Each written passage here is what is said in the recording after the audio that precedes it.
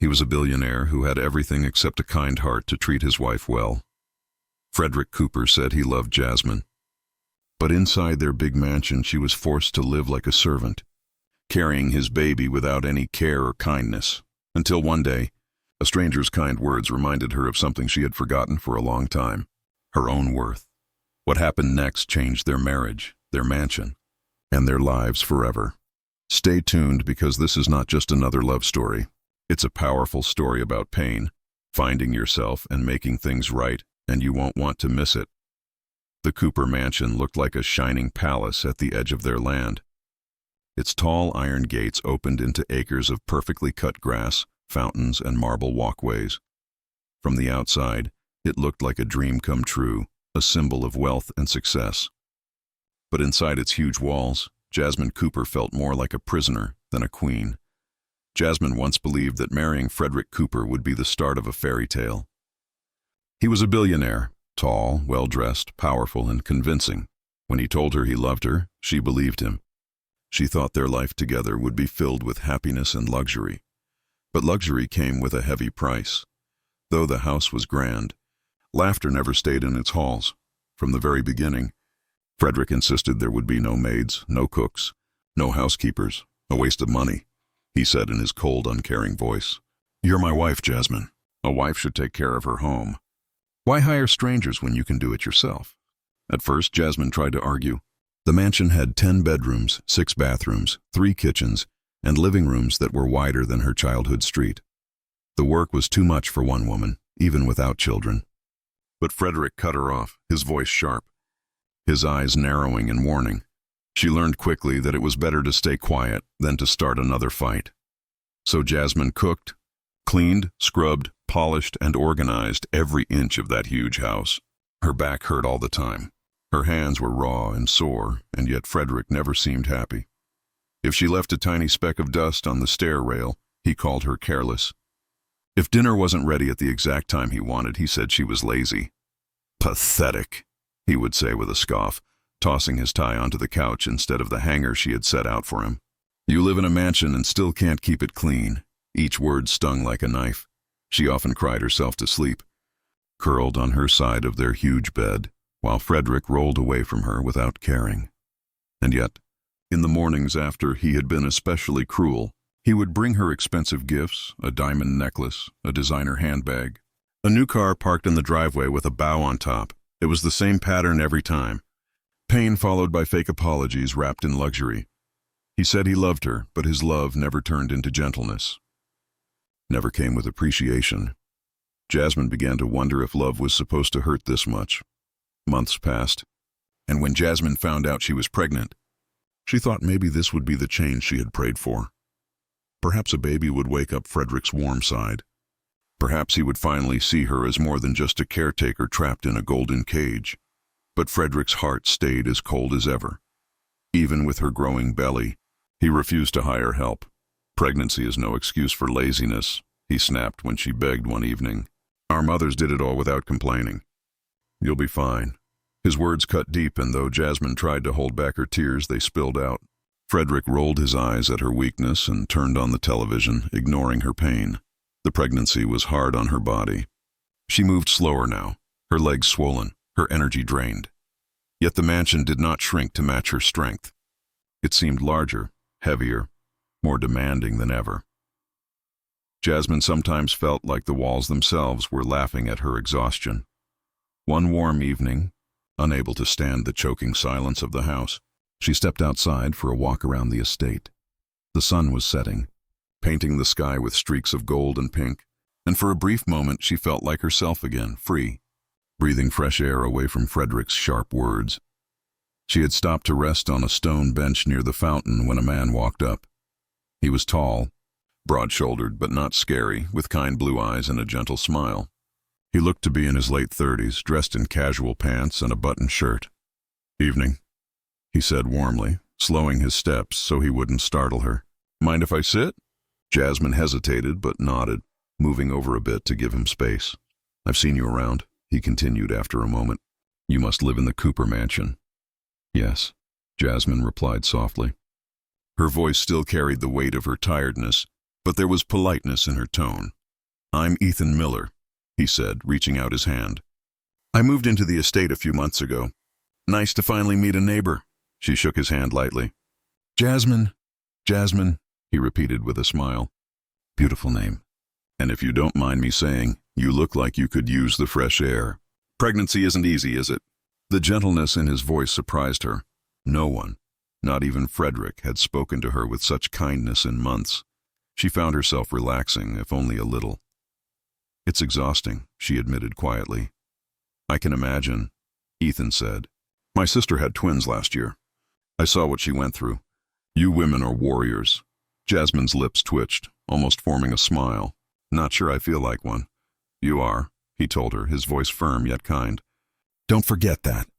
For the first time in a long while, Jasmine felt seen. Not as a maid, not as someone failing to meet impossible expectations, but as a woman going through something difficult with quiet strength. Their conversation flowed easily, touching on light topics, weather, books, the beauty of the estate. Ethan made her laugh softly at one point, and she was surprised at how strange the sound felt in her own ears. From that day on, Jasmine began taking evening walks more often. Each time, Ethan seemed to appear, sometimes sitting with her, other times walking alongside her slowly, matching her pace. He never crossed boundaries, never asked too much about her personal life, but his kindness was like medicine to her wounded heart. At home, however, Frederick began to notice changes. Jasmine was no longer quick to cry when he lashed out. If he insulted her, she did not argue, but she didn't crumble either. She carried herself with a quiet dignity he had never seen before. She also began to smile faintly when she thought he wasn't looking, and though she still worked hard, her mind seemed somewhere else. One night after she returned from her walk, Frederick cornered her in the living room. "Why do you keep going out every evening?" he demanded, his eyes narrowing. "Walking helps with the pregnancy," she replied calmly, folding her hands over her belly. Her voice was steady, unshaken. Frederick blinked. He had expected her to stammer or cry, but she simply stood there, calm and composed. The change unsettled him, though he didn't admit it. Over the next few weeks, his suspicion grew. He watched her leave the house with a feeling of unease, though he couldn't explain why. He couldn't stand that she seemed less affected by him, that his words no longer made her cry. Pride clawed at him. One afternoon, as he sat in his office, his thoughts drifted, not to his business empire, but to Jasmine. For years, he had believed control equaled love, that as long as he provided money, she owed him obedience and gratitude. But lately, he felt something slipping from his grasp, something he couldn't buy with gifts or luxury, and though Frederick didn't understand it yet, he was beginning to fear that his wife's heart was drifting somewhere beyond his reach. The days went on with a strange tension that Frederick Cooper could not shake. He had built his empire on control. Control of numbers, control of people, control of outcomes. But lately, he felt control slipping through his fingers in the one place it should have mattered most, his home. Jasmine was changing, he could see it in her eyes, in the way she moved, in the way she no longer shrank at his words. Once, a sharp remark from him would bring tears, leaving her quiet and obedient. Now when he called her careless or lazy, she simply looked at him with an expression that unsettled him. Calm, distant, almost pitying. It wasn't just her behavior. She went out more often, her evening walks becoming routine. Each time she left the mansion, Frederick felt a gnawing irritation. He told himself it was about her pregnancy, that it wasn't wise for her to strain herself walking so much. But deep down, something else churned, a jealousy he didn't want to name. One night, unable to contain himself, he confronted her again. "Why do you keep going out every evening?" His voice was sharp, his eyebrows furrowed as he stood in the doorway of their bedroom. Jasmine, calmly folding a blanket at the edge of the bed, did not flinch. "Like I told you before, walking helps with the pregnancy," she said simply, her hands smoothing the fabric with careful movements. "That's not what I asked." Her eyes met his, steady and clear. "I just told you." The quiet strength in her voice unsettled him more than shouting ever could. He opened his mouth to lash out, but the words stopped. Instead, he turned away with a mutter, though his mind spun long after the lights went out. A week later, Frederick left the office earlier than usual. restless and distracted. He drove through the estate with his jaw tight, his thoughts circling like vultures.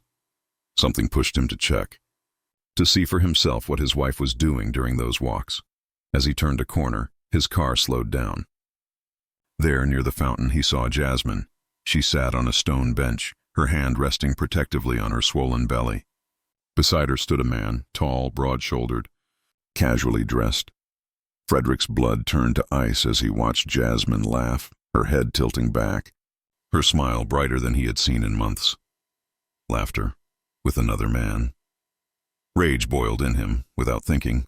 He slammed the brakes and threw the car door open. The sound echoed across the quiet street, startling Jasmine. Her laughter died instantly, replaced with a flicker of alarm. Frederick stormed toward them, his eyes blazing. "Get in the car," he snapped at Jasmine, his voice cold and cutting.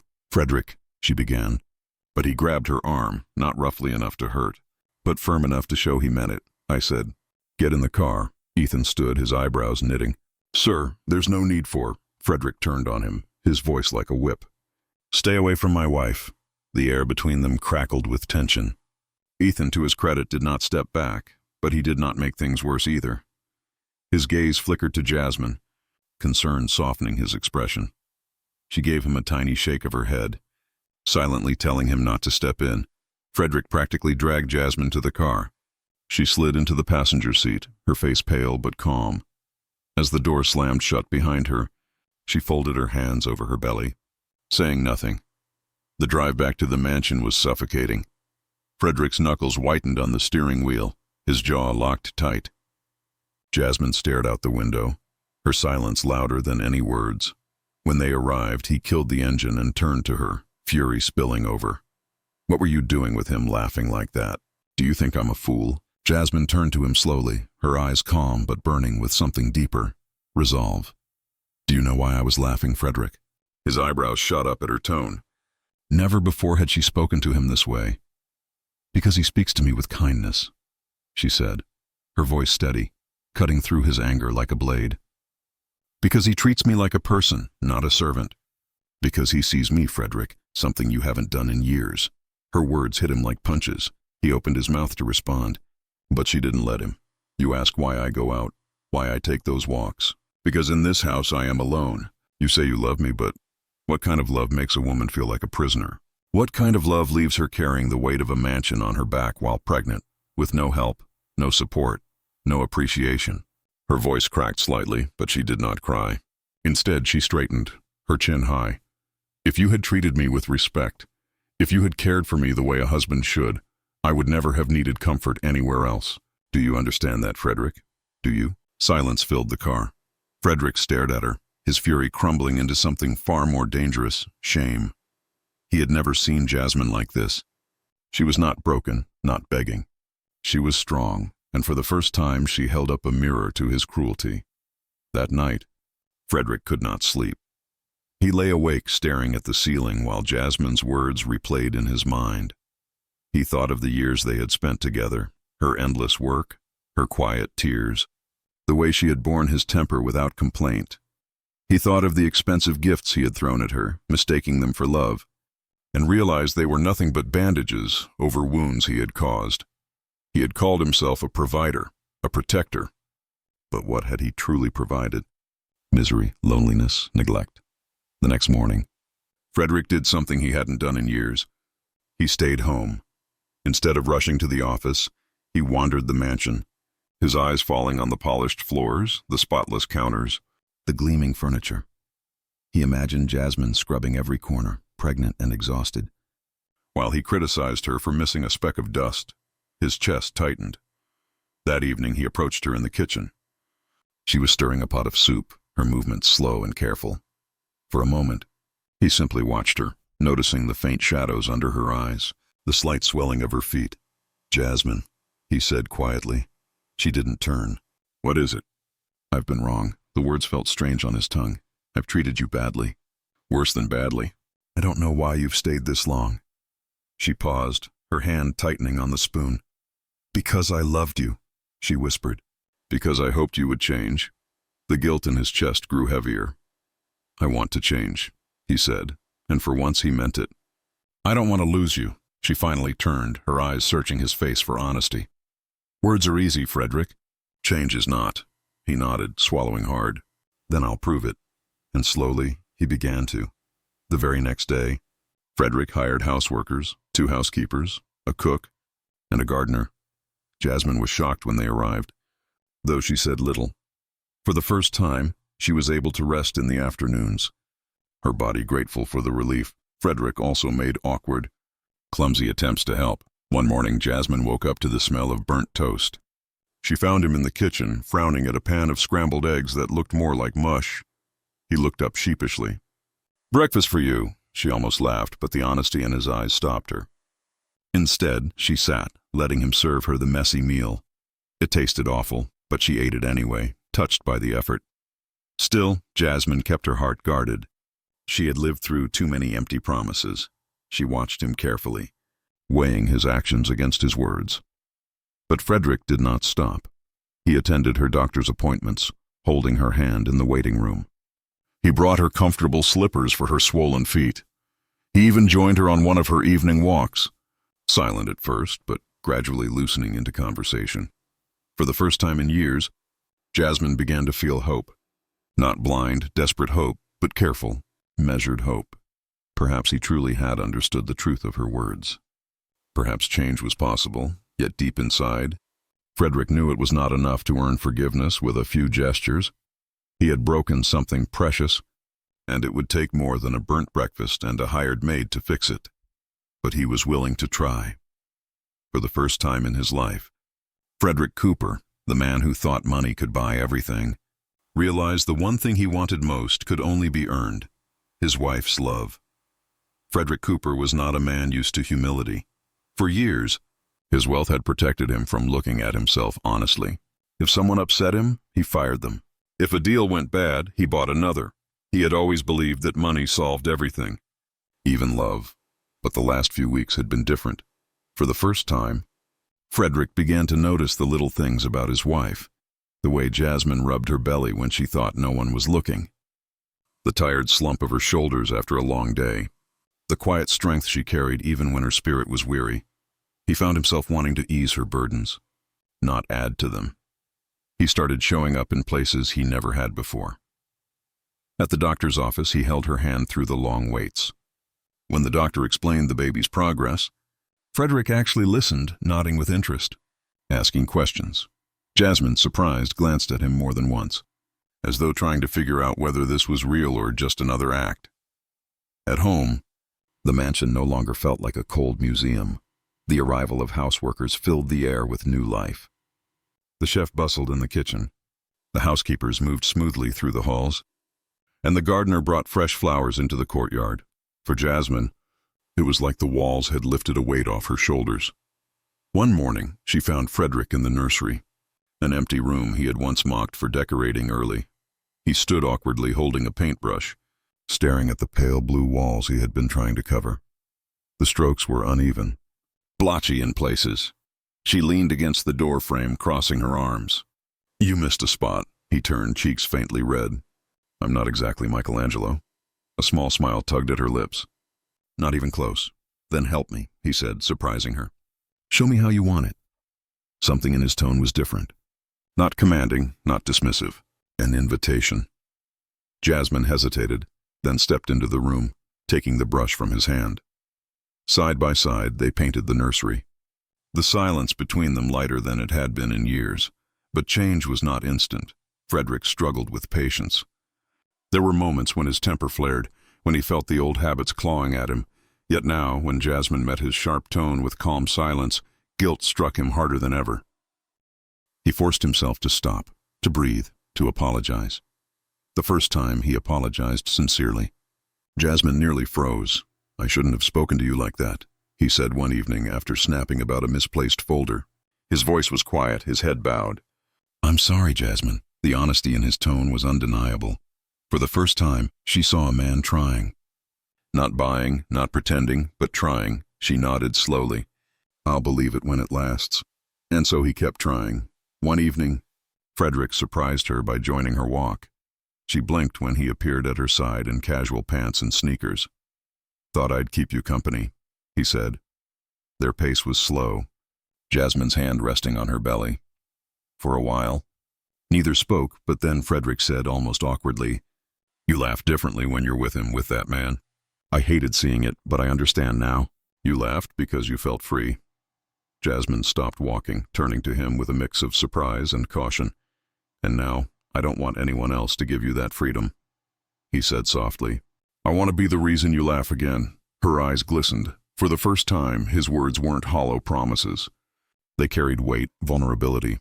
She nodded faintly, resuming their walk, her silence speaking more than words.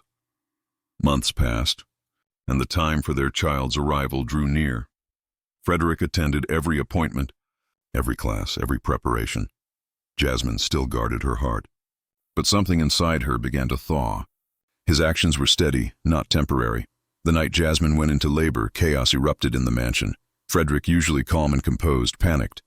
He fumbled with the hospital bag, nearly dropped his phone while calling the doctor, and drove far faster than was safe.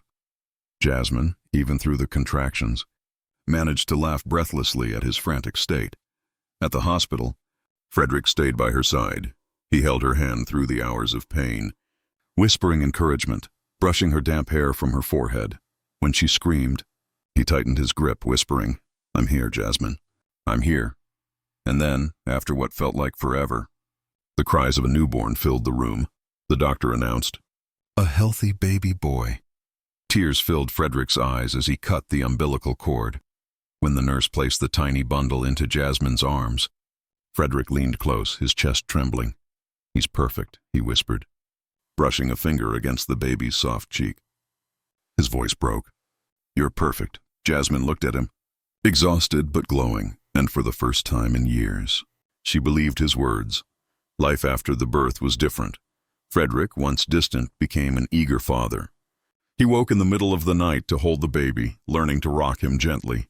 He changed diapers awkwardly but with determination. He even sang lullabies in a low, shaky voice that made Jasmine smile in the dark. The mansion no longer felt like a prison. It was noisy with the baby's cries, lively with the staff's chatter, and most importantly, warmer with Frederick's presence. He no longer tossed gifts at Jasmine as apologies. Instead, he gave her time, attention, and respect. One afternoon, as Jasmine nursed the baby in the living room, Frederick entered with a strange gleam in his eye. "Come with me," he said. She raised an eyebrow. "Where?" "You'll see." He led her through the halls and out into the courtyard, where a part of the garden had been transformed. Tall hedges now surrounded a private area filled with flowers, a gentle fountain, and a cushioned swing. It was peaceful, calm, her own special place. "I had it built for you," he said quietly. "A place where you can rest, breathe, just be. You deserve more than endless work. You deserve peace." Jasmine's throat tightened. She stepped into the garden, her eyes wide as she took in the fragrant flowers and the soft sound of water. The swing creaked as she sat, cradling the baby. Frederick knelt beside her, his hand covering hers. "I almost lost you," he whispered, his voice trembling with emotion. "And it would have been my own fault." "I don't want to be that man anymore, Jasmine. I promise to love you the way you deserve, for the rest of my life." Tears welled in Jasmine's eyes. She looked down at their son, then at the man kneeling before her. For so long, she had prayed for this moment, for change, for love, for true partnership. And now, as the sun cast golden light across the garden, she finally felt it was real. The mansion that had once been her prison was now becoming her home. Not because of the wealth or the grandeur, but because love, real, humble love, had finally filled its walls. Jasmine rocked their baby boy, her free hand held tightly in Frederick's. She smiled softly, her heart lighter than it had been in years. For the first time, she allowed herself to believe their story wasn't ending. It was only just beginning.